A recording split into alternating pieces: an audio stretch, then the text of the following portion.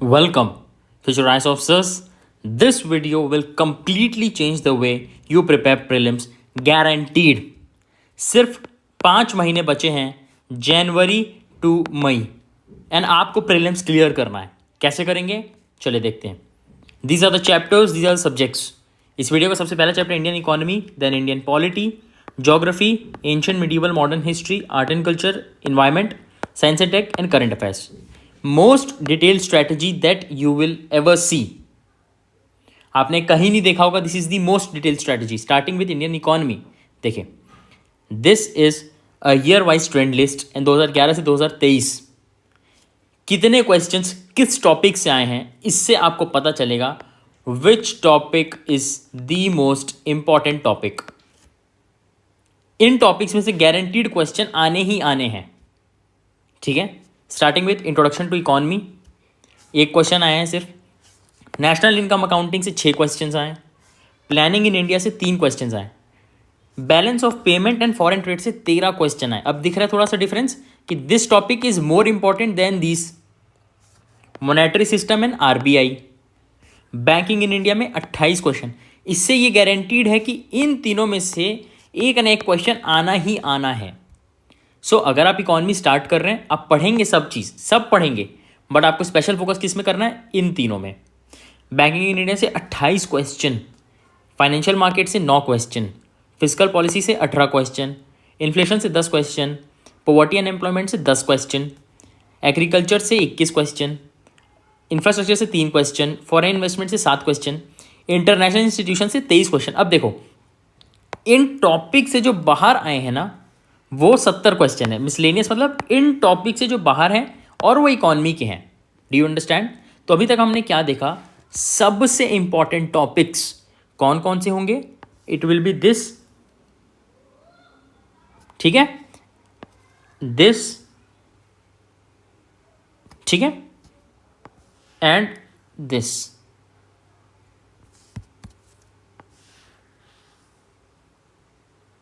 तो इकोनॉमी से सबसे इंपॉर्टेंट टॉपिक्स हो गए monetary system and RBI, banking in India, agriculture and allied activities. अब मैं आपको दिखाता हूं कैसे क्वेश्चंस पूछते हैं. इंट्रोडक्शन इन इकोनॉमी से एक क्वेश्चन है. कौन सा आया है? Consider the following statements. 2021 में पूछा है. Consider the following statements, other thing remaining same, market demand for good might increase if. इसे क्या बोल रहा है? मार्केट डिमांड फॉर गुड, किसी भी चीज़ का मार्केट डिमांड क्यों बढ़ेगा. 4 ऑप्शंस दिए, इसमें से करेक्ट कौन कौन से हैं? Price of its substitute increases, price of its complement increases, the good is an inferior good and income of consumers increases, its price falls. 2 second दे रहा हूँ, पॉज द वीडियो, कमेंट करके बताओ क्या आंसर होने वाला है. 1 2 1 3 2 3 2 4 जैसा भी आपको लग रहा है. अब देखिए क्वेश्चन क्या पूछ रहे हैं. एक गुड की डिमांड कब बढ़ेगी? बहुत ध्यान से सुनना है. PYQ है, बहुत ध्यान सुनना. किसी भी टॉपर स्टॉक को सुन लो, सब बोलते हैं PYQ is the most important thing. किसी भी टॉपर स्टॉक को सुन लो. सो गुड का डिमांड क्यों बढ़ेगा? Price of it substitute increases. अब देखो, आप क्या कर रहे हो? आप खा रहे हो कोकोनट कुकीज़. ठीक है, 2 ब्रांड है, A B. अगर A का प्राइस बढ़ेगा तो क्या B की डिमांड बढ़ेगी? है ना? समझ रहे हो बात को? अगर आप A ब्रांड का बिस्किट खाते थे, उसका प्राइस बहुत बढ़ गया, तो अब आप किसका खाने लगोगे? B का खाने लगोगे. हाँ कि नहीं? तो price of it substitute increases. अगर ए का प्राइस बढ़ेगा तो बी की डिमांड बढ़ेगी, है ना? This is one option is correct. Price of इस कॉम्प्लीमेंट इंक्रीजेस. अब देखो, कोकोनट कुकीज़ के लिए रॉ मटेरियल क्या है? कोकोनट है. अगर कोकोनट का प्राइस बढ़ेगा तो क्या कोकोनट कुकीज़ का प्राइस बढ़ेगा? ऑफकोर्स बढ़ने वाला है. तो क्या इसकी डिमांड बढ़ेगी? अरे अगर कोई चीज़ महंगी हो रही है तो क्या उसका डिमांड बढ़ेगा कि घटेगा? ऑफकोर्स घटेगा. So option 2 is incorrect. Option 3, the good is an inferior good. अब देखो, एंड उसका demand and the income of the consumers increases. अब देखो, जब आपकी इनकम बढ़ती है ना तो आप इन्फीरियर गुड नहीं खरीदते, है ना? इट्स प्राइस फॉल, अभी हमने डिस्कस किया. अगर किसी का प्राइस कम होगा तो डिमांड बढ़ेगी, है ना? अगर कोई चीज़ सस्ती होगी तो आप इजीली लोगे, है ना? सो ऑप्शन क्या इसका आंसर होगा? 1 और 4. समझ में आया? अब देखते हैं नेशनल इनकम अकाउंटिंग. उसका देखें. National income accounting, economic growth in country X will necessarily have to occur. Guaranteed economic growth कैसे होगी? बोलिए. Technical progress in world economy, there is population growth in X country, there is capital formation in X, और volume of trade grows in world economy. ठीक है, इसको आप बताइए, comment करिए नीचे। कर दिया? अब बताता हूं। टेक्निकल प्रोग्रेस होगी वर्ल्ड इकॉनमी में, ये वर्ल्ड इकॉनमी में हो रहा है। ठीक है, वर्ल्ड इकॉनमी से कंट्री एक्स में नेसेसरीली प्रोग्रेस होगा कि नहीं होगा? देखो इसमें क्या बोल रहे हैं, नेसेसरीली, मतलब 100%। What does this mean? World economy में होगा तो गारंटीड है किसी ना किसी में होगा, है ना। वर्ल्ड में बहुत सारे देश हैं, बहुत सारे, तो किसी ना किसी देश में तो होगा। अब वो किसी में एक्स है कि नहीं, गारंटीड नहीं है, तो एक्स काट दो। There is population growth in X, तो देखो पॉपुलेशन ग्रोथ है, अगर पॉपुलेशन अच्छे से पढ़ लिख रही है, वहाँ की गवर्नमेंट इज वेलफेयर गवर्नमेंट, तो फिर ग्रोथ होगी, है ना। अगर नहीं है तो फिर ग्रोथ नहीं होगी या होगी, दोनों में से कुछ भी हो सकता है। This is not guaranteed. There is capital formation in X. अब देखो कैपिटल फॉर्मेशन का मतलब क्या होता है, एक चीज़ समझो। कैपिटल फॉर्मेशन का मतलब होता है कि मशीन्स, फैक्ट्रियां, ये सब लगना, machines, factories, do you understand, ये सब चीज़ें होना। तो अगर फैक्ट्री लगेगी तो क्या है, एम्प्लॉयमेंट मिलेगी, एम्प्लॉयमेंट मिलेगी, देश आगे बढ़ने वाला है, गारंटीड बढ़ने वाला है। फैक्ट्रियां लग रही है, टेक्नोलॉजी आ रही है, तो इंडिया क्या करेगा, एक्सपोर्ट करेगा माल, है ना। So in total goods and services बढ़ेंगी ही बढ़ेंगी। This is the correct answer. आखिरी वॉल्यूम ऑफ ट्रेड ग्रोज। अब देखो वॉल्यूम ऑफ ट्रेड अगर बढ़ रहा है वर्ल्ड इकॉनमी में, फिर से वर्ल्ड इकॉनमी आ गया, cannot ensure economy growth in the country x, है ना। अब पता नहीं भाई एक्स, जैसे इंडिया क्या था, इंडिया में एलपीजी कब आया, कमेंट करके बताओ। एलपीजी रिफॉर्म्स कब आया, एनीवन नोस, कमेंट करके बताओ। एलपीजी रिफॉर्म आने के बाद ही तो बहुत सारा हम लोग फॉरेन में ट्रेड कर पा रहे हैं, इंपोर्ट एक्सपोर्ट की सर्विसेज बढ़ गई हैं, है ना। तो अगर वो होगा ही नहीं, वहाँ पे एलपीजी जैसे रिफॉर्म आए नहीं होंगे, तो ये कुछ कर ही नहीं सकती। So the correct answer is there is capital formation in X. Next topic is planning in India. ठीक है, बहुत इंपॉर्टेंट, ध्यान से सुनना। Planning in India, the government of India established NITI Aayog to replace the human rights commission, finance commission, law commission, planning commission. बताइए, बोलिए, comment करके बताइए, वीडियो पॉज कर लीजिए। The correct answer is, this is a factual question, planning commission. Government of India ने establish किया नीति Aayog to replace planning commission. NITI Aayog कब बना, ऑन जनवरी 2015। ठीक है, चलिए बैलेंस ऑफ पेमेंट की बात करते हैं। Consider the following statement. Statement 1, Indian accounts for 3.2% of global exports of good. Statement 2, many local companies and some foreign companies operating in India have taken advantage of India's production linked incentive scheme. Which one of the following statement is correct? Pause करो video, comment करो।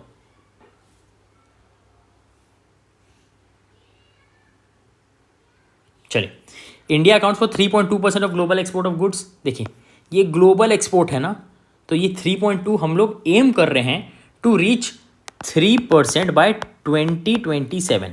We are aiming, अगर aim 3% करें 2027 में तो of course नहीं पहुंचे। Statement 1 is wrong. Statement 2, many local companies and some foreign companies operating in India have taken advantage of India's production linked incentive scheme.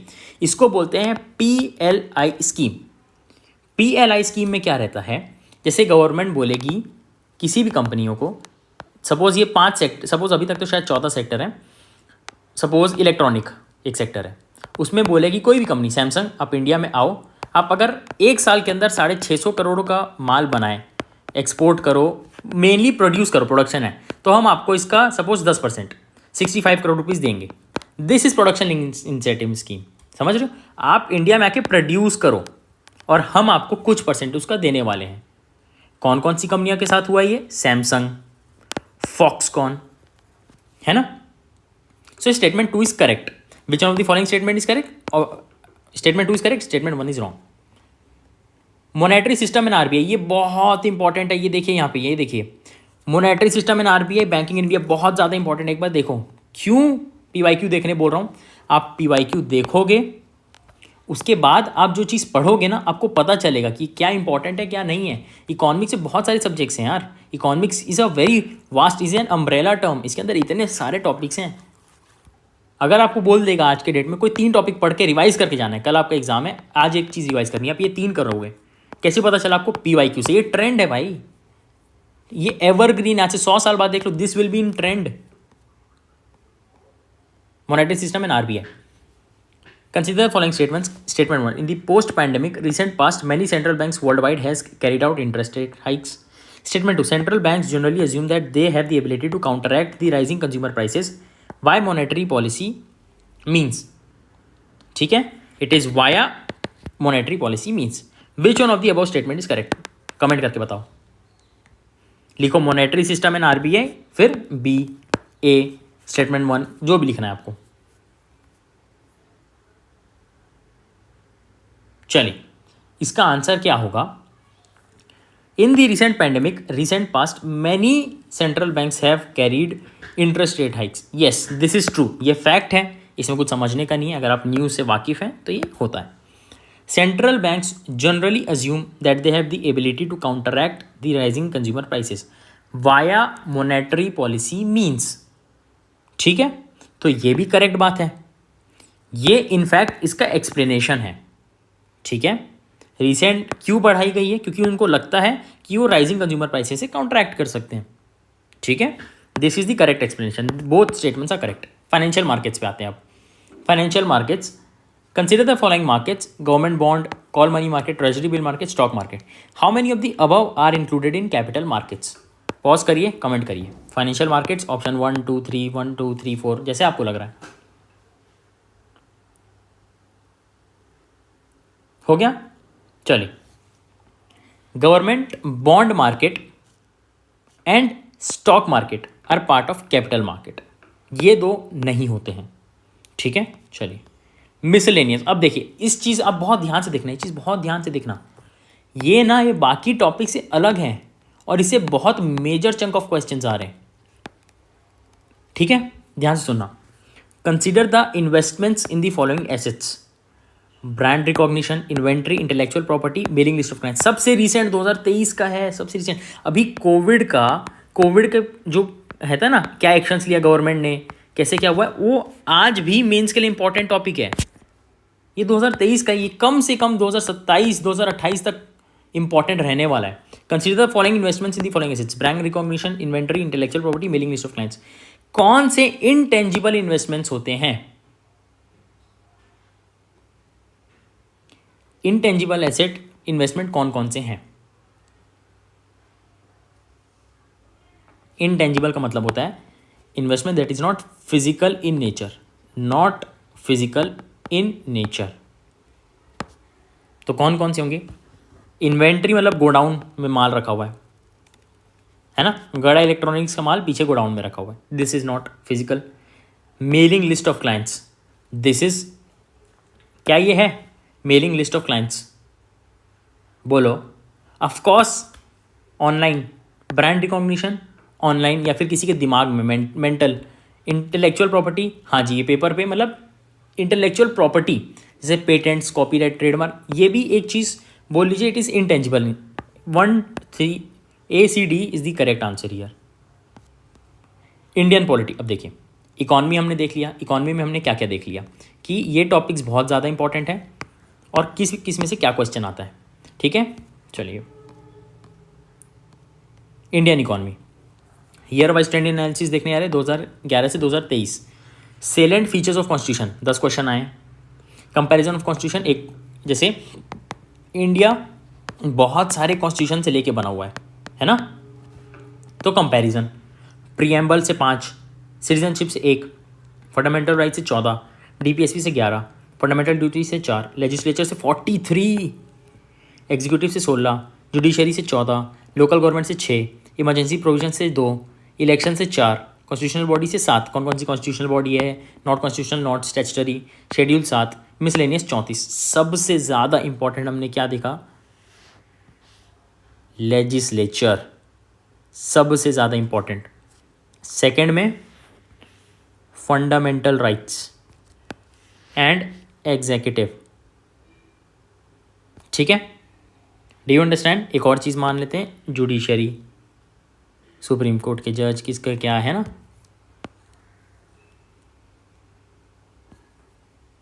अब इसमें से आपको मैं एक हिंट देता हूँ कैसे कैसे क्वेश्चंस आते हैं। सबसे पहला सेलेंट फीचर्स से अभी तक कितना क्वेश्चन पूछा गया है? 10। ध्यान से देखना। Which one of the following statements best reflects the chief purpose of constitution of country? Constitution है क्यों? It determines objective for making of necessary laws, ठीक लग रहा है। It enables the creation of political offices and government, ये भी ठीक लग रहा है। It defines and limits the power of government, ये तो है ही। Social justice, social equality and social security, ये भी ठीक लग रहा है। अब देखिए, there is one catch in prelims, one catch, you have to choose most appropriate option. क्या मतलब? जैसे इसमें आप देख रहे हो, इसमें हो सकता है एक से ज़्यादा ऑप्शन सही हो, बिल्कुल हो सकता है, but you have to choose most appropriate. Do you understand? Most appropriate आपको चूज करना है। इसमें मोस्ट अप्रोप्रिएट है, जब आप पॉलिटी पढ़ेंगे डिटेल में you will understand. Option C, it defines and limits the power of government, ये बहुत ज़्यादा इंपॉर्टेंट है। ठीक है, अब आते हैं second question, comparison of constitution. अब देखिए, इससे सिर्फ एक ही क्वेश्चन पूछा गया, as we can see here. कौन सा क्वेश्चन था वो? ये था 2021 में, we adopted parliamentary democracy based on British model, but how does our model differ from that model? A, as regards legislation the British parliament is supreme और sovereign, but in India the power of parliament to legislate is limited. In India, matters related to constitutionality or the amendment of an act और the parliament referred to the constitution bench by supreme court. ये थोड़ा detail question है, पढ़ना पड़ेगा, but आप comment pause करिए, comment करके बता सकते हैं.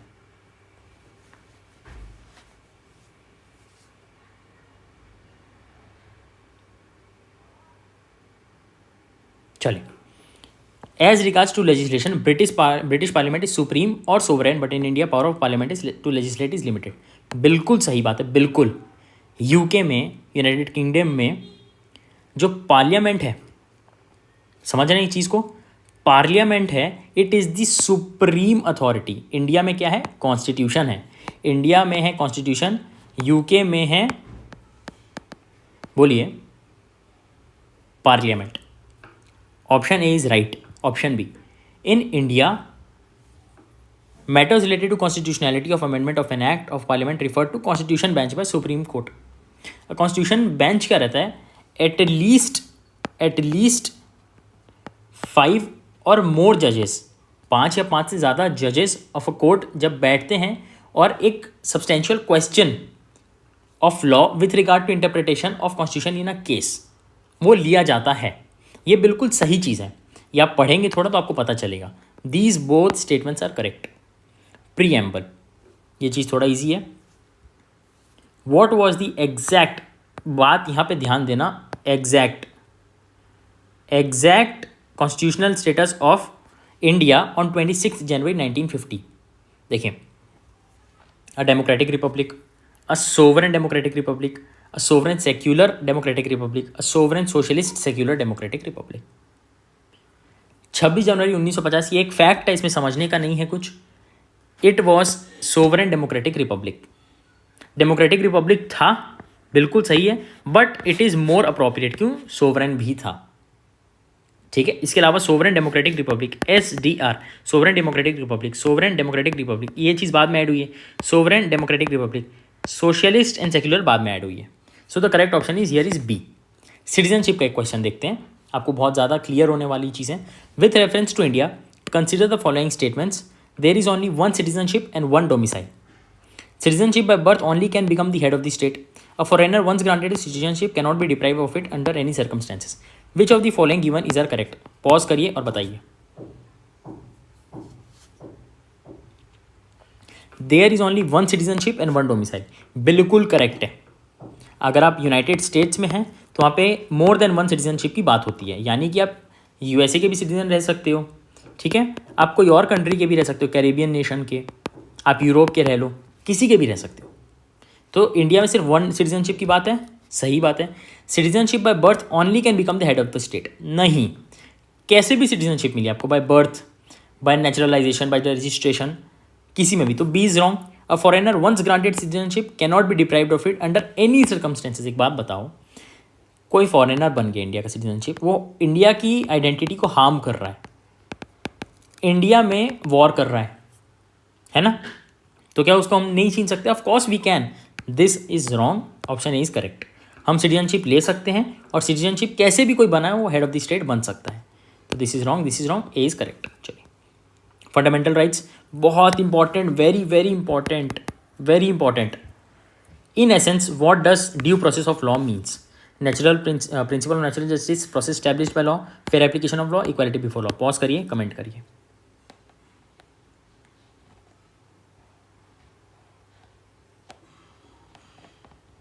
अब देखिए, due process of law United state of America के कॉन्स्टिट्यूशन में लिखा हुआ है, हमारे में नहीं लिखा है, बट ये पूछ रहा है एसेंस। एसेंस क्या है? तो देखिए, सुप्रीम कोर्ट ने Maneka Gandhi versus union of India case में इंटरप्रेट किया था article 21 to include due process of law. इसका मतलब होता है principle of natural justice. Option A is the correct answer. DPSP, अब देखिए, DPSP under the Indian constitution concentration of wealth violates right to equality, directive principles of state policy, right to freedom, the concept of welfare. Pause करिए, comment करिए DPSP option A, B, C, D, जो आपको करना है।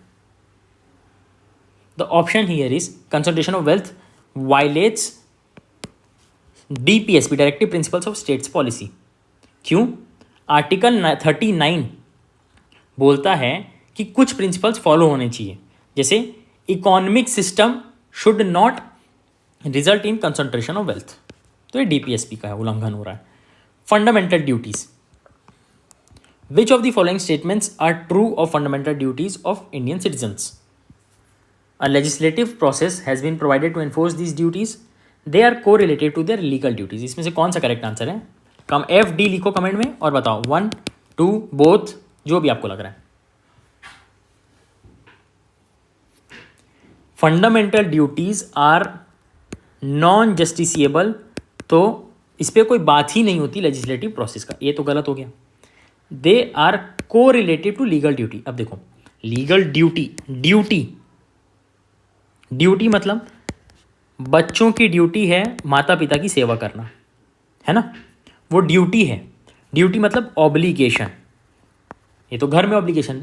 अगर आप किसी country को चला रहे तो ऑब्लिगेशन कैसे होगा? लॉ से। अगर ये लॉ वाली चीज़ ही नहीं तो लीगल ड्यूटी का हो ही नहीं सकता। तो B is wrong, A and B is wrong. Local government देखते हैं। The minimum age prescribe for any person to be a member of panchayat is 25 years. A panchayat reconstituted after premature dissolution continues only for the reminder period. अब देखिए, ये factual question है, इसको आपको आता है तो आता है, नहीं आता है तो नहीं आता। कमेंट करिए। पंचायत की एज होती है 21 years। या पढ़ेंगे पॉलिटी तो आप समझ जाएंगे। देखिए, अभी आपको डर लग रहा होगा, क्यों? आपने स्टार्ट नहीं किया, but you are still early. आपकी कॉम्पिटिशन सो रहे हैं, you are studying right now. आप समझिए, अगली बार जब आप लोकल गवर्नमेंट पढ़ेंगे ना तो आप एज पे बहुत फोकस करेंगे, क्योंकि आपने पढ़ा हुआ है। समझ रहे हैं? इसका 21 years है, रॉन्ग है। बी पंचायत, हाँ जी, पंचायत जब डिसोल्यूट होता है और फिर वापस बनता है तो उतने टाइम के लिए बनता है जितना टाइम बचा हुआ है, reminder period. This is right. Constitutional bodies, अब देखिए, constitutional bodies consider the following organisation / bodies in India: national commission for backward classes, national human rights commission, national law commission, national consumer disputes redressal commission. इसमें से कौन कौन सी constitutional body है? Comment करके बताइए। एक ही है, national commission for backward classes. National human rights commission क्या है? स्टैच्यूटरी बॉडी, ये किसी एक्ट के तहत बनी रहती है, एक्ट, है ना। नेशनल लॉ कमीशन, ये ना तो स्टैच्यूटरी है ना कॉन्स्टिट्यूशनल है, ठीक है। National consumer disputes redressal commission, ठीक है, ये क्वासी जुडिशियल बॉडी है, ठीक है। So the correct answer is ए। चलिए, मिसलेनियस। अब देखिए, इन सब के अलावा कैसे क्वेश्चन आते हैं? Which of the following statement is are correct? One of the standard sizes of national flag of India 600 mm into 400 mm। अब देखो, नेशनल फ्लैग का साइज पूछ लिया, ये मिसलेनियस है, ये इन सब से हट के है। तो 600 mm into 400 mm। The ratio of length to the height of flag shall be 3:2। बताओ क्या सही है इसमें? This is a factual question. ये इनकरेक्ट है, ये करेक्ट है। ये 3:2 होता है, ये 600 mm इंटू 400 mm नहीं होता है। खत्म पॉलिटी। हमने क्या देखा? PYQs तो देखिए लिए, आपको एक नॉलेज मिल चुका है। फंडामेंटल राइट्स बहुत इंपॉर्टेंट है, लेजिस्लेचर तो सबसे इंपॉर्टेंट है, एग्जीक्यूटिव इंपॉर्टेंट है, जुडिशरी इंपॉर्टेंट है। ठीक है, चलिए ज्योग्राफी पे आते हैं। ईयर वाइज ट्रेंड, ठीक है। इंडियन लोकेशन सेटिंग से 24 क्वेश्चन, इंडियन ड्रेनेज सिस्टम से 14 क्वेश्चन, इंडियन क्लाइमेट से 5, सॉइल से 5, नेचुरल वेजिटेशन से 12, इंडियन एग्रीकल्चर से 31, मिनरल रिसोर्सेज से 10, geomorphology 7, oceanography 4, climatology 17, mapping 14 question, distribution of की नेचुरल रिसोर्सेज 5 क्वेश्चन, मिसलेनियस 7। ये देख रहे हैं ज्योग्राफी, देख रहे हैं आप, इंडियन ज्योग्राफी के 7 पार्ट हैं, बाकी 6 फिजिकल ज्योग्राफी के। सबसे इंपॉर्टेंट इन सब में से इंडियन एग्रीकल्चर। हमने देखा था इकोनॉमिक्स में भी एग्रीकल्चर कितना इंपॉर्टेंट रोल प्ले कर रहा है। इससे क्या पता चलता है, हमारी गवर्नमेंट किसानों के ऊपर बहुत ज़्यादा ध्यान दे रही है ना। ये 31 क्वेश्चन, देन ये 24 क्वेश्चन। मैं बताऊंगा आपको PYQ, जस्ट वेट, आपको PYQ बताने वाला हूँ, जस्ट वेट। PYQ आ रहे हैं, से कैसे होते हैं क्वेश्चन, इतने सारे क्वेश्चन आते कैसे हैं। 17 क्वेश्चन, ठीक है। बाकी फिर 14, 10, 12 सब हैं। मोस्ट इंपॉर्टेंट बता रहा हूं आपको,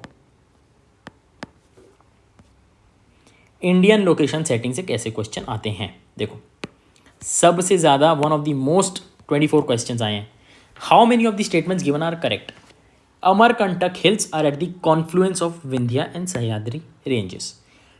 Biligiri Rangan hills constitute the eastern most part of Satpura ranges. Seshachalam hills constitute the southern most part of Western Ghats. अब देखिए 2023 का क्वेश्चन बहुत बहुत ज़्यादा ही इंपॉर्टेंट क्वेश्चन है ये। इसका आंसर क्या है बोलिए। It is a factual question, आपको आता है तो आता है, नहीं आता तो नहीं आता। इसमें कोई ट्रिक आपकी नहीं लगने वाली है ना। मैं वो कर लेती हूँ, ये कर लेता हूँ, एलिमिनेशन नहीं लगेगा इसमें कुछ। इसीलिए ढंग से पढ़ो, बाद में ट्रिक्स फिक्स के पीछे भागना, इसके पीछे रहोगे तो नहीं निकलेगा। Amarkantak hills is situated in Madhya Pradesh at the meeting of Vindhya and Satpura. Sahyadri नहीं है, this is wrong. Second, Biligiri Rangan hills is a hill range situated in south eastern Karnataka. ठीक है, ये चीज कहां पड़ता है बोलो। South eastern Karnataka constitute the eastern most part of Satpura. अब सतपुरा कहाँ है, सतपुरा तो नॉर्थ में है, this is wrong. Seshachalam hills, Seshachalam hills are part of Eastern Ghats, ये रॉन्ग है। ये तीनों रॉन्ग है। बहुत लोग बोलते हैं ना कि नहीं नन तो हो ही नहीं सकता आंसर, एलिमिनेशन ट्रिक लगाओ 1 या तो 2 निकलेगा। रॉन्ग, इसमें कोई भी नहीं है। और ये सबसे रिसेंट क्वेश्चन है। Indian drainage system 2023, how many of the above statements are correct. कौन कौन से करेक्ट है बताओ। Jhelum river passes through Wular lake, Krishna river directly feeds Kolleru lake, meandering of Gandak river formed Kanwar lake. अब बताइए क्या इसमें आंसर है। Jhelum river passes through Wular lake, क्या लगता है सही है, बिल्कुल सही है। Krishna river directly feeds Kolleru lake, नहीं है। Meandering of Gandak river formed Kanwar lake, सही है। तो वो A and C इज सही, राइट, B इज रॉन्ग। ये फैक्चुअल क्वेश्चन, इसमें आपको आता है तो आता है, इसमें ट्रिक्स नहीं लगने वाली। Indian soils, the black cotton soil has been form due to weathering of brown forest, fissure volcanic, granite, shale and limestone. अब देखिए इसका आंसर आपको आता है तो आता है, वही बात फैक्चुअल है ना। कोई ट्रिक्स कोई आपका नहीं लगने वाला, अगर आपको आता है तो आता है। The real answer, the good answer, the correct answer is fissure volcanic rock. ठीक है, ब्लैक कॉटन सॉइल बनता है due to weathering of fissure volcanic rock. Natural vegetation, how many of the trees are deciduous trees. Jackfruit, mahua, teak, बोलिए। Mahua and teak are deciduous trees. Jackfruit क्या है, evergreen tree है। ये दोनों हैं deciduous. ठीक है, अब देखिए some of the options of some questions in format is not the same, it has been paraphrase और जम्बल्ड। अब देखो इसमें कुछ बच्चे कमेंट में लिख देंगे सर इस पेपर में तो A ऑप्शन महुआ था, B ऑप्शन टीक था, C ऑप्शन जैक फ्रूट था। Guys if you are not serious candidate please click off this video, please do not waste your time and my time. कुछ question जैसे ABC है, हो सकता है टीक ऑप्शन B में हो, है ना, इस चीज़ से फर्क नहीं पड़ता है। Please focus on the content. Indian mineral resources, ilmenite and rutile, ilmenite and rutile abundantly available in certain coastal tracts of India are rich sources of which one of the following? किसके हैं बताइए, comment बताइए, इसका answer मैं नहीं बता रहा। Aluminium का, कॉपर का, आयरन, टाइटेनियम, एक चीज़ बताइए आप, क्या आंसर टाइटेनियम है? कमेंट करके बताइए। How many of the above statements are correct? India is more arable land than China. Proportion of irrigated area, irritated लिख दिए हैं, इट इज़ इरीगेटेड, ठीक है, correct it. Irrigated area is more in India as compare to China. Average productivity per hectare in Indian agriculture is higher than that in China. अब देखते हैं इसका answer क्या होगा। India has more arable land than China, ये factual question है। मैं बता देता हूँ फॉर फैक्ट कि इंडिया में 155 मिलियन हेक्टेयर लैंड है, चाइना में है 127 मिलियन हेक्टेयर। 127 मिलियन हेक्टेयर है चाइना, इंडिया में है 155 मिलियन हेक्टेयर। ये इंडिया, ये चाइना। चाइना का कोई तोड़, मतलब इंडिया का कोई तोड़ ही नहीं है, चाइना आसपास भी नहीं है, तो इसका answer is right. Proportion of irrigated area is more in India as compare to China, बिल्कुल बिल्कुल सही। इंडिया का कितना कवर कर रहा है? 48%, चाइना का 41%। इंडिया का कोई तोड़ ही नहीं है। अब देखते हैं, average productivity per hectare in Indian agriculture is higher than that in China, ये गलत है। चाइना की प्रोडक्टिविटी इज अनमैच्ड, तो A and B is correct, this one is wrong. Distribution of natural resources, ये बहुत इंपॉर्टेंट है, बहुत important. About 3/4 of world's cobalt, a metal required for manufacture of batteries for electric motor vehicle, EV है ना, टाटा की EV आ रही है, महिंद्रा की ईवी आ रही है। प्रोड्यूस सबसे ज़्यादा कहाँ होता है? Argentina, Botswana, democratic Republic of Congo, D Kazakhstan. ये फैक्चुअल क्वेश्चन है, आपको आता है तो आता है। करेक्ट आंसर बताओ, क्या सी है? कमेंट करके लिखो। मिसलेनियस पे आते हैं। अब देखो, आप सोच रहे होंगे कि अगर ये सब topics, Indian location, Indian drainage, Indian climate, Indian soil, सब इंडियन जियोमॉर्फोलॉजी, ओशनोलॉजी, इसके अलावा क्या क्वेश्चन आ रहा है? मैं बताता हूँ क्या क्वेश्चन आ रहा है। Which one of the following is the best example of repeated fall in sea level giving rise to present extensive marshland? बोलिए। भीतरकणिका, मरक्कम, नौपाड़ा, रण of Kutch. Rann of Kutch is the right answer. क्यों? Rann of Kutch is a salty marshy land जो कि Kutch district में गुजरात में, वहाँ पे बार बार repeated fall in sea level से giving rise to extensive marshland बन चुका। This is a fact, D is the right answer. Ancient history, अब देखिए एंशिएंट हिस्ट्री, सबसे ज़्यादा इंपॉर्टेंट क्वेश्चन कहाँ से आ रहा है? सबसे ज़्यादा Jainism and Buddhism, Jainism and Buddhism से आ रहा है सबसे ज़्यादा क्वेश्चंस, है ना। 1 सेकेंड, यस, सबसे ज़्यादा जैनिज़्म, बुद्धिज़्म, उसके बाद मिसलेनियस। तो आप समझ लीजिए, अगर एंशिएंट टॉपिक में सिर्फ एक, अगर आपको रिवाइज करना है, just one topic before exam, so Jainism and Buddhism is the one. इसके अलावा कौन कौन से टॉपिक्स हैं इस पेपर में? Indus valley civilisation, IVC, Vedic period, Jainism, Buddhism, Mauryan, Gupta, post Gupta, south India. इसके अलावा miscellaneous, ancient. Indus valley civilisation, which one of the following towns is well known for its elaborate system of water harvesting? सबसे ज़्यादा water harvesting के लिए, water reservoir के लिए कौन सी चीज़ मानी जाती है? कौन सी जगह? It is A Dholavira. ये एंशियंट इज प्योरली फैक्चुअल, ठीक है। Dholavira has the most proficient system of water harvesting in storage in the form of reservoirs. Dholavira is the correct answer. Vedic period,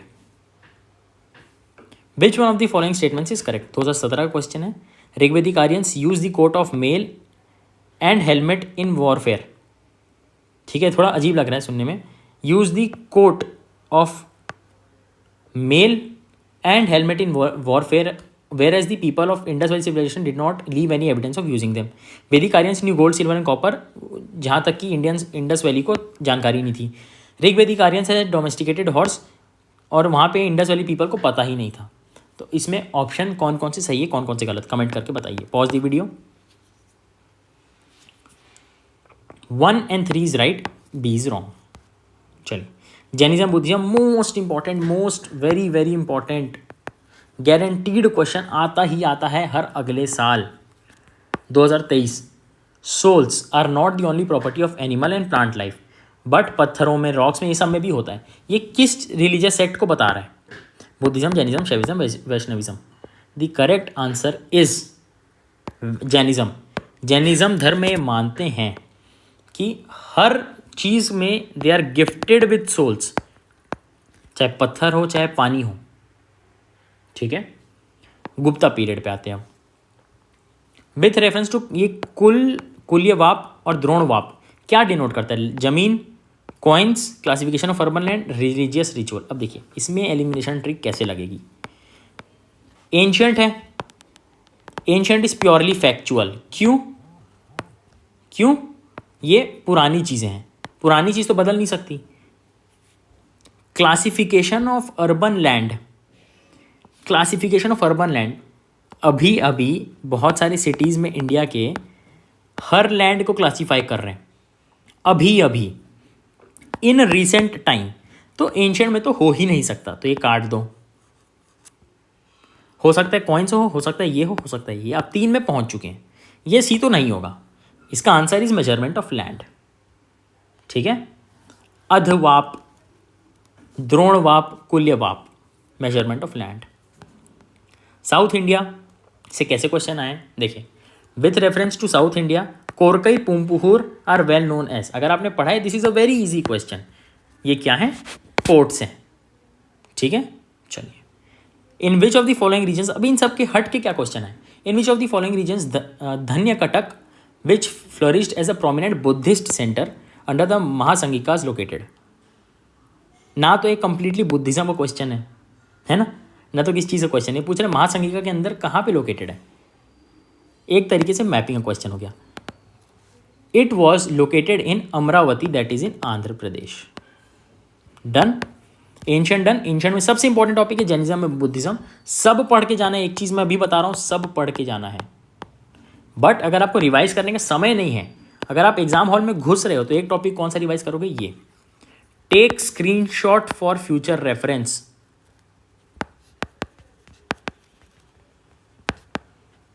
ठीक है, चलिए। Now medieval history. Beginning of medieval से 7 question, era of सल्तनत से 8 question, Vijayanagar and Bahmani kingdom से 4 question, era of Mughal से 10 question, miscellaneous से 6 question. एक चीज़ आप देखिए इसमें कि एंशियंट एंड मिडिवल से कितने कम क्वेश्चन आए। 10 क्वेश्चन से ज़्यादा तो एक टॉपिक में आ जाते हैं पॉलिटी के, है कि नहीं? सो एंशियंट मिडिवल उतना इंपॉर्टेंट नहीं है, पर इसमें सबसे इंपॉर्टेंट है एरा ऑफ मुगल। ठीक है, other topics being beginning of medieval India, era of सल्तनत, विजयनगर, एरा ऑफ मुगल। देखते हैं कैसे क्वेश्चंस आए। बिगिनिंग ऑफ मिडिवल इंडिया, इनमें से कौन सी डायनेस्टीज 18 सेंचुरी के आसपास स्टैब्लिश हुई है? 18 सेंचुरी के आसपास। होयसला, गाहदवाला, ककातिया, यादव। बोलिए, कमेंट करके बताइए ABCD क्या है। The correct answer is none. एक भी नहीं। क्यों? होयसला हुआ है 11 से 14 सेंचुरी, ठीक है, ये 12 से 13 सेंचुरी, और भी सब ऐसे ही हुए। 18 सेंचुरी के आसपास एक भी नहीं हुआ, तो करेक्ट आंसर इज नन। इसके ऑप्शन था नन, वो करेक्ट आंसर है। विजयनगर एंड बहमानी पे आते हैं।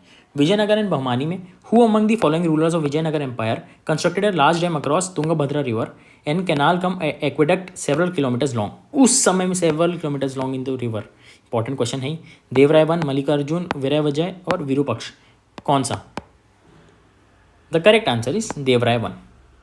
ठीक है, देवराय वन ने एक बहुत बड़ा बराज बनाया था अक्रॉस तुंगभद्रा रिवर। फैक्चुअल है। चलिए, era of Mughal, Yoga Vashistha was translated into Persian by Nizamuddin Panipati during reign of किसके अंडर? कौन से राजा थे उस समय? Yoga Vashistha is Vashistha treatise on yoga, ये हुआ था during the reign of Akbar.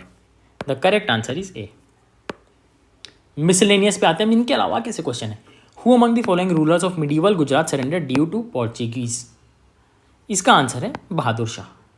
Bahadur Shah ने किया था बाय साइनिंग ट्रीटी ऑफ बसीन।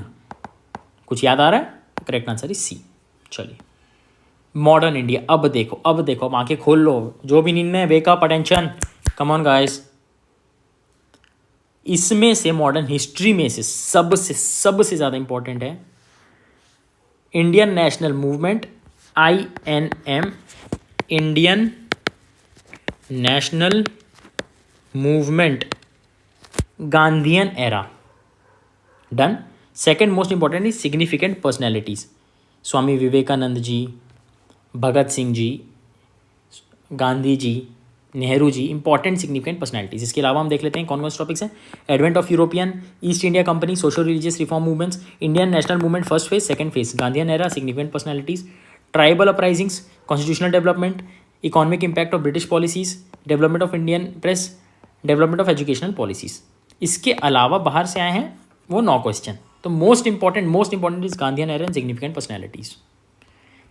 East India companies, east India company से क्या है? Which of the following statements does not apply to the system of subsidiary alliance. कौन सा अप्लाई नहीं होता है? ध्यान से एक चीज पढ़ो, not apply to maintain a large standing army at others expense, to keep India safe from Napoleonic danger, to secure a fixed income for the company, establish British paramountcy over the Indian states. अब देखो, जो भी पढ़ा हुआ है ये चीज़, it is a easy question, an easy question.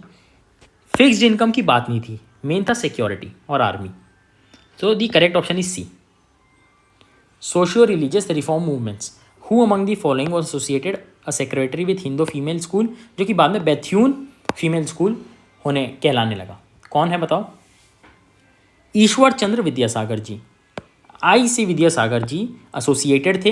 He was the first secretary of Bethune female school. ठीक है, अब आते हैं इंडियन नेशनल मूवमेंट। इसके बाद आएंगे हम लोग सिग्निफिकेंट पर्सनैलिटी, सबसे ज़्यादा क्वेश्चन आने वाले।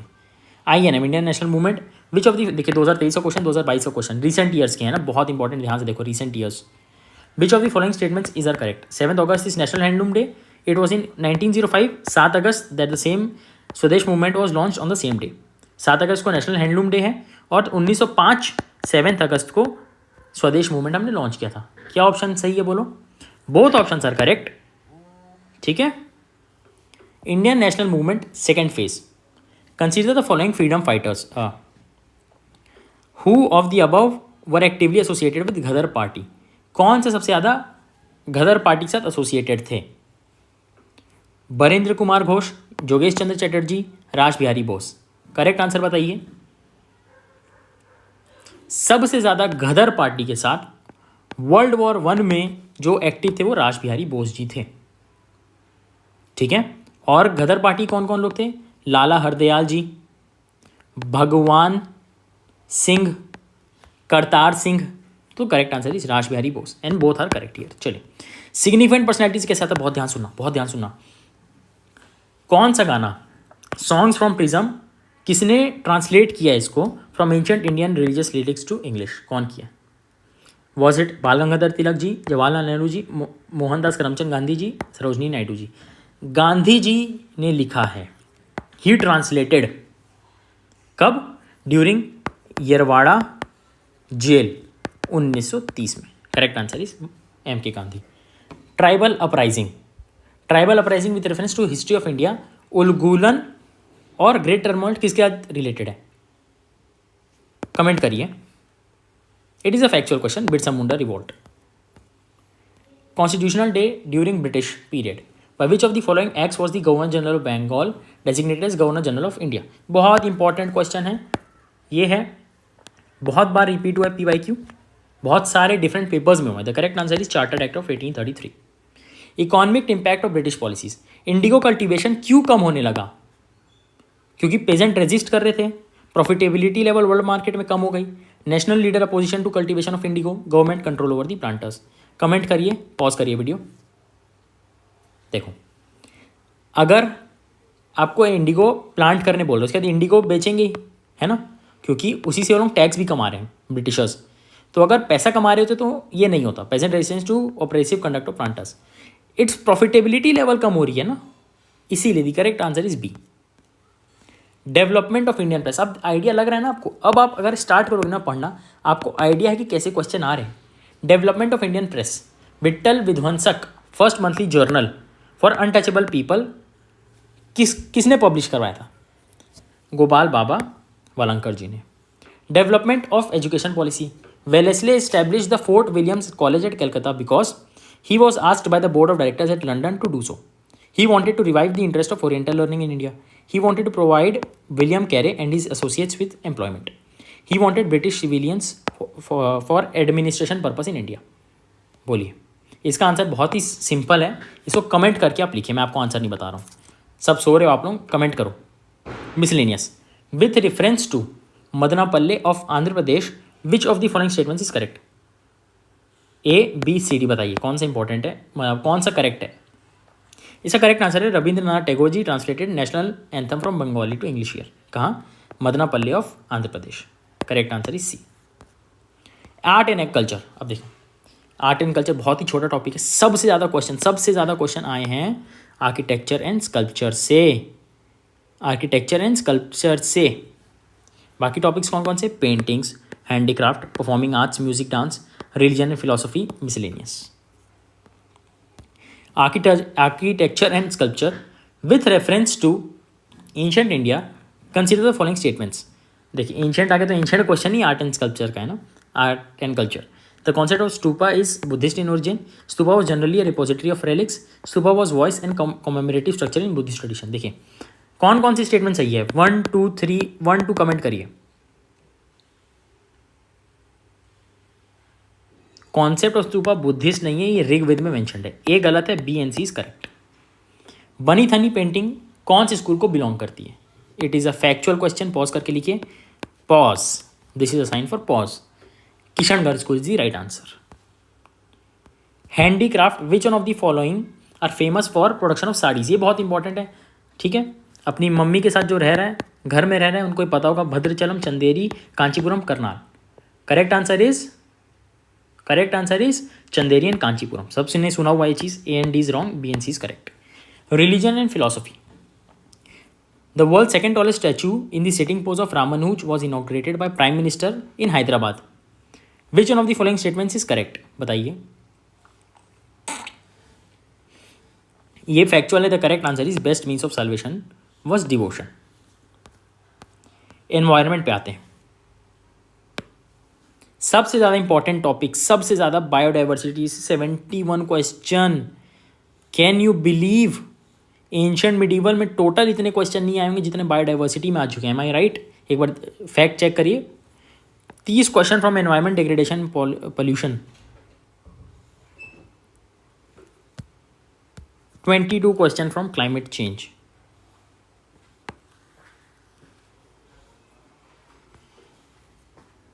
So the most important topic is biodiversity, then climate change, then environment degradation and pollution. ठीक है, बेसिक कॉन्सेप्ट में 14 क्वेश्चन, एनवायरमेंट गवर्नमेंट से 10 क्वेश्चन, ऑर्गेनाइजेशन 10 क्वेश्चन. इससे क्या समझ में आ रहा है? Environment is generally important for prelims. Environment basic concepts में से चलते हैं. Which of these are primary producers of food chains of oceans? Copepods, cyanobacteria, diatoms, foraminifera. बताइए. Answer is cyanobacteria and diatoms. Biodiversity, अगर एक चीज़ community reserve बन चुकी है तो फिर क्या क्या हो सकता है? Chief wildlife warden of the state becomes the governing authority of such forest. Hunting is not allowed in such forest. People of such area not allowed to collect timber, non timber. People of such area are allowed traditional agricultural practices. बोलिए, इसका answer आप comment करके बताइए. सबसे important topic है biodiversity. ठीक है. Climate change, सबसे पहले environment degradation and pollution. Gold mining से पोल्यूशन होती है, हाँ जी. Coal based thermal power plant cause mercury pollution, हाँ जी. There is no known safe level of exposure to mercury. Correct answer इसका क्या होगा बताइए कमेंट में. Climate change, which one of the following statements is correct? Carbon markets are likely to be one of the most widespread tools in fight against climate change. Carbon markets transfer resources from private sector to state. Which option is correct, which option is incorrect? बताइए. बोलिए. Correct answer क्या? ए सही है, B गलत है? Comment करके बताइए। Environment और governance and environment organisation. Environment protection act के तहत क्या बना हुआ है? Central water commission, central ground water board, central ground water authority, national water development agency. The correct answer is central ground water authority. ये factual question है, आपको आता है तो आता है, इधर इट इज़ अ येस और इधर it is a no. Miscellaneous, इनके अलावा क्या क्वेश्चन आते हैं? System of rice intensification of cultivation in which alternative wetting and drying of rice fields is practice results in क्या? Seed requirement, reduced methane requirement production, reduced electricity consumption. A B C कोई भी हो सकता है, this is multiple choice. Correct answer is all three सही। Science and tech, अब बहुत ध्यान सुनना, बहुत ध्यान सुनना। Science and tech and environment is one of the most important subjects for prelims. 25 question, 26 question, 19, 19, 14, 5। ठीक है, शुरू के 5 बहुत इंपॉर्टेंट है। स्पेस यानी कि जैसे चंद्रयान, आदित्य L1 है ना, Chandrayaan, Aditya L1, Artemis accord, biotechnology, energy, health science, computers and IT, defence, miscellaneous. देखते हैं क्वेश्चंस कैसे पूछते हैं। बायोटेक्नोलॉजी, एरियल मेटाजेनोमिक्स, फिर से बोल रहा हूँ, एरियल मेटाजेनोमिक्स किस चीज़ के लिए रिफर होता है? क्या DNA सैंपल के लिए, जेनेटिक मेकअप के लिए, एयरबॉर्न डिवाइस के लिए, या फिर sending drones to inaccessible areas to collect plant and animal sample? देखिए, ड्रोन वाली चीज़ इनएक्सेसिबल एरिया में भेजो, ड्रोन वाली चीज़ it is a new technology है ना, इसको हम इम्प्लीमेंट करने का प्लानिंग कर रहे हैं, बट हमने अब तक किया नहीं। Airborne device to collect blood samples from moving animal, it is बहुत ज़्यादा एडवांस लग रहा है, it is also not the correct option. Understanding genetic makeup of avian species habitat, और ए और बी में से एक सही आंसर मैं बता दिया, अब कमेंट करके बताओ इधर इट इज़ ए और B. Energy, consider the following heavy industries, it is किसमें? Fertilizer plant, oil refinery, steel plant.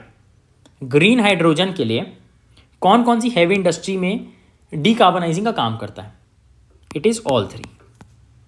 Computers and IT with reference to software as a service, software as a service के लिए कौन कौन सी statement सही हैं?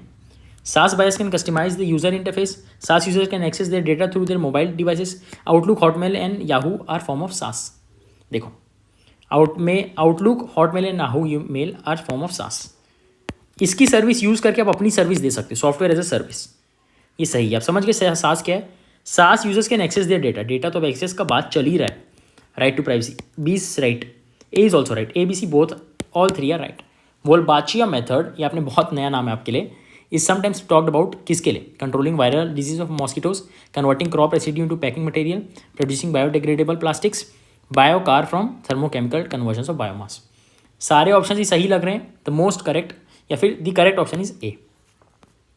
Defence में से देखते हैं क्या क्वेश्चन आता है। Ballistic missiles are propelled at subsonic speeds through their flights, while cruise missiles are rocket powered only in the initial phase of flight. Agni 5 is medium range supersonic cruise missile, while BrahMos a solid fuel intercontinental ballistic missile। कौन सा सही है बताइए, इस चीज़ comment करिए।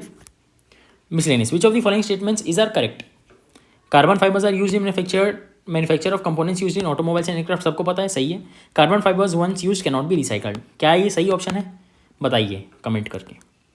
इस सब से ये चीज़ पता चल गया, there is only one goal, अभी 5 महीने के लिए सिर्फ, from now onwards, from January onwards एक ही गोल है, we need to complete ASAP, read revise repeat, read revise repeat, read revise repeat. इसके बाद मॉक टेस्ट लगाने, कैसे क्या उसकी डिटेल वीडियो आने वाली, अभी जनवरी से आपको स्टार्ट करना है पढ़ना। हैक एक बता रहा हूँ कैसे आप शेड्यूल बना सकते हो to complete all these. Saturdays are for CSAT, हर सैटरडे इज़ फॉर CSAT, और आई गारंटी यू आप 5 महीने से सैटरडे भी दोगे तो आपका CSAT निकल जाएगा। दिन में 8 से 10 घंटे से स्टार्ट करो, 12-13 घंटे में पहुंचेंगे आखिरी महीनों में। इंग्लिश का एक सेशन बांट लो, एक लॉजिकल रीजनिंग का बांट लो, एक क्वांट का बांट लो, इंग्लिश मैथ्स और रीजनिंग का अलग अलग 3 सेशन बांट लो, 3-3 घंटे के, 9 घंटे हो गए, you are done for the CSAT। सिर्फ सैटरडेज करो। संडेज आर फॉर रिविजन, जनवरी फरवरी में आपका संडे में काम हो जाएगा। मेरा प्रैक्टिकल एक्सपीरियंस और मैंने जितने बच्चों को पढ़ाया उन सबका एक्सपीरियंस है, after February from March onwards आपका संडे के बाद एक दिन और लगता है मंडे फॉर रिवाइजिंग। इससे पता चलता है कि आपका प्रोग्रेस हो रहा है। जिम में आप जा रहे हो 5 किलो का डंबल से बाइसेप कर्ल कर रहे हो, आप 2 महीने बाद 10 किलो से उठाओगे तो पता चलेगा ना प्रोग्रेस हो रहा है। यही है, संडे में रिवीजन हो रहा है, फिर संडे प्लस मंडे 2 दिन लग रहा है, मतलब बहुत ज़्यादा पढ़ रहे हो। हैक अब मैं बता रहा हूँ, आपने इतना सब PYQ देख लिया है। लॉन्चिंग अंतिमा बैच, अब 15 से 20 बुक पढ़ लोगे एक साल में, बट क्या आप 1 महीने पहले रिवाइज कर पाओगे? ये सारा टॉपिक आपने देख लिया है। मैं अंतिमा बैच ला रहा हूँ जिसके अंदर आपको मैं पढ़ाऊँगा कैसे। ये अंतिमा बैच के नोट्स हैं, 1 2 3 पॉइंट्स हैं और इसके नीचे PYQ हैं। ये जो PYQ आपने अभी देखे हैं, ये सारे PYQs जो भी मोस्ट इंपॉर्टेंट PYQ होने वाले हैं ना, ये सिर्फ CSE के हैं। CAPF, CDS और भी स्टेट PSC, उत्तर प्रदेश, मध्य प्रदेश, मैं सब आपको पढ़ाऊंगा। मोस्ट इंपॉर्टेंट क्वेश्चंस हर पेज में रहेंगे। कैसे? आपने फंडामेंटल राइट पढ़ा, आपने 1 2 3 उसका नोट्स पढ़ लिया, आखिरी में पेज के नीचे लिखा है question this, right to privacy के ऊपर। तो आपको पता है कि right to privacy is very important. अगर कोई और आर्टिकल के ऊपर क्वेश्चन नहीं लिखा है तो कम आर्टिकल, ये बहुत ही कम इंपॉर्टेंट होने वाला है। ऐसे होगा, आप सिर्फ एक बुक पढ़ रहे हो, notes notes notes, Antima batch के नोट्स पढ़ रहे हो, यहाँ पे नोट्स हैं plus PYQ। We will teach from handwritten notes, syllabus और PYQ बुक। जैसे साइंस एंड टेक में NCERT के लास्ट 4 चैप्टर पढ़ने, तो उसमें आपको मैं हैंड रिटन शॉर्ट नोट दूँ, इससे अच्छा NCERT से पढ़ना पड़ेगा। Course validity is 1 year after purchase, 1 साल के बाद है। इसका बैच का प्राइस है 5,000 रुपये, 4,999, 4,999 रुपये। जो आप जितने PYQ देखे हो ना, आपको कोई कवर नहीं करवाएगा। मोस्ट इंपॉर्टेंट PYQ अंतिमा बैच कवर करवाने वाली है, ठीक है। You can watch unlimited time till validity, 1 साल तक आप अनलिमिटेड बार देख सकते हो। किसके लिए इनिशिएटिव है? For all English medium students, UPSC CSE plus CDS plus CAPF state PSC। अगर आप आंध्र प्रदेश से पढ़ रहे हो, आप UPSC भी दो, आंध्र प्रदेश का PSC भी दो, अपना चांसेस बढ़ाओ IAS बनने के। Students beginner friendly, working professionals जिसके पास टाइम क्रंच हो, मल्टीपल अटेम्प्ट जो दे चुका है, अब तक कहाँ थे, don't spoil another attempt. Parents जो बिजी हैं, घर पे कर रहे हैं, वर्क फ्रॉम होम है, बच्चे संभाल रहे हैं, who are busy can watch at 1.25x speed, 1.5x speeds. Antima batch अभी ज्वाइन करो, बहुत डिमांड में Antima batch, Antima batch, Antima batch. Enrol कर लो अभी before the batch is filled. भर गया तो you will miss this opportunity. Welcome to Antima batch, message on the first link, the fees is 4,999, first link in the description. ये जितना आपने ये देख रहे हो ना आप, ये PYQs, important topics, architecture, sculpture, ये सारे इंपॉर्टेंट टॉपिक्स मैं आपको पढ़ाने जा रहा हूँ पर्सनली। एनरोल